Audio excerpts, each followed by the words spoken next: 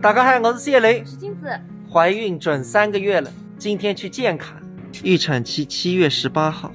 建卡这个流程也蛮复杂，还不是在自己小区，要到隔壁小区。我们约的是早上第一个，8点钟就要到。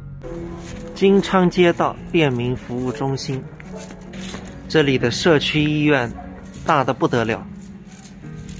下面带大家看一下这个医院究竟有多大，比我们小区的至少要大3倍。中医馆，上次一样走到底。对，走到底。你能想象这是社区医院吗？比很多村镇上的医院都要大了。不容易啊，现在人都不全，一会儿吹这个，一会儿吹那个，我们的工作人员。一个社区医院竟然有这么多医务人员，只能说现在服务越来越好了。我们是8点钟第一批已经交了费了，晚10分钟人就多起来了。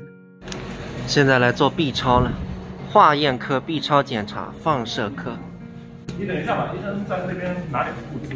好。B 超室，我第一次陪你来做 B 超。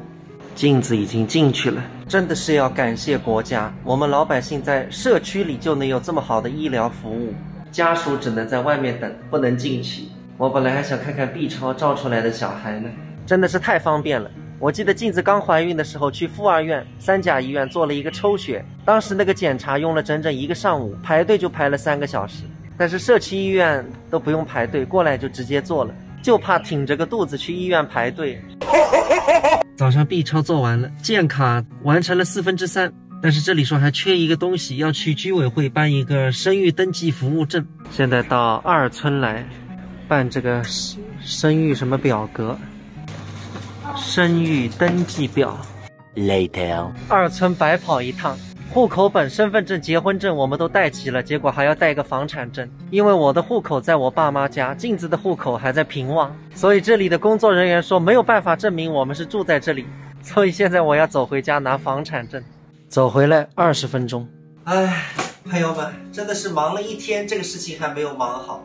我们所有东西都准备好，去到了社区，结果社区的那台电脑坏了，就系统不能建卡，让我们明天再去。我问他们这种情况多见，他们说还蛮常见的，就东西都输不进去，所以没办法办理，只能明天再去。想想孩子还没有出生，我们已经忙成这样，孩子要出生了，我终于能理解做父母肯定是很不容易的，非常的辛苦。